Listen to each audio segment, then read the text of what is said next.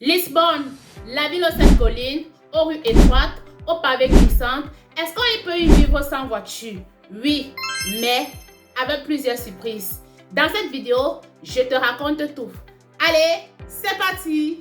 Alors, bienvenue sur Portugal Facile. Ici, nous parlons du Portugal, nous parlons de l'entrepreneuriat au Portugal, nous parlons du tourisme, nous parlons des opportunités d'affaires. Donc, si c'est un sujet qui t'intéresse déjà, n'oublie pas de t'abonner à la chaîne pour ne pas manquer nos prochaines vidéos. Alors, Lisbonne, c'est une ville humaine. Les quartiers comme Alfamar, Barro Alto, Baixo sont faits pour être explorés à pied. Car ils ont des montées qui sont très raides et les rues sont étroites.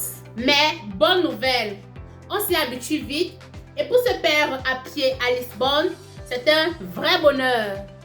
Alors, Lisbonne a un réseau de transport bien développé. Elle a 4 lignes de métro qui sont rapides et efficaces et elle a des bus qui couvrent bien la périphérie. En dehors de ça, elle a également des tramways qui sont bien utilisés par les touristes et un peu moins par les locaux. Elle a également des Ferrari. Elle a également des trains qui couvrent la périphérie. Lorsque vous voulez aller un peu plus en excentré, vous pouvez prendre des trains. Et également, elle a une carte de transport Niva Gente que vous pouvez recharger par mois ou alors par ticket de transport.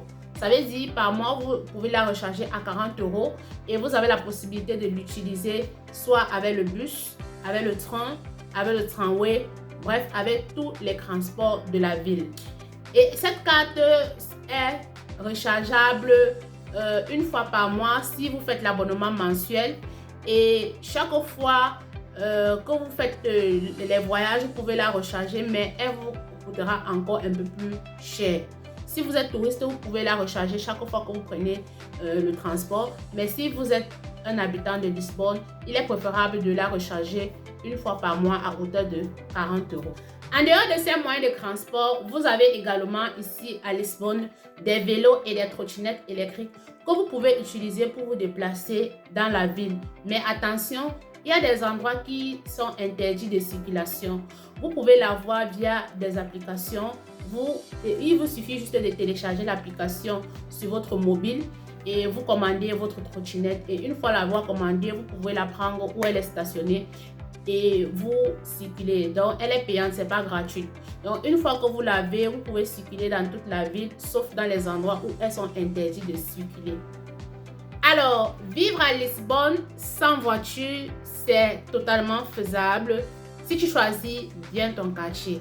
Par exemple, les quartiers comme Alameda, Baixo Shadow, Campo Ourique, Campo Lit, Cache Sobre, si je ne me trompe pas, sont des quartiers où vous avez la possibilité d'avoir des supermarchés à proximité.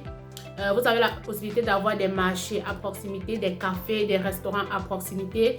Donc, en vivant dans ces quartiers, vous n'aurez pas de soucis, vous n'aurez pas de difficultés dans quoi que ce soit. Alors, est-ce que nous pouvons vivre à Lisbonne sans voiture? La réponse, c'est oui. Pourquoi? Parce que si vous choisissez bien votre quartier, comme j'ai dit précédemment, vous avez la possibilité de vivre avec aisance et c'est même un avantage pour vous. Pourquoi? Parce que vous n'aurez pas besoin d'entretenir la voiture, vous n'aurez pas besoin de parking, vous n'aurez pas besoin des bouchons. C'est tout un grand avantage et ça va vous permettre de pouvoir faire un peu de sport et c'est bien pour la santé. Alors, si tu as aimé la vidéo, n'oublie pas déjà de t'abonner pour ne pas manquer nos prochaines vidéos. Et dis-moi, si tu es à Lisbonne, est-ce que tu as une voiture? Est-ce que c'est facile pour toi de vivre sans voiture? Donne-moi un peu ton point de vue en commentaire et ça pourra aider plusieurs d'entre nous comme les abonnés. Alors, on se voit à très bientôt pour une autre vidéo.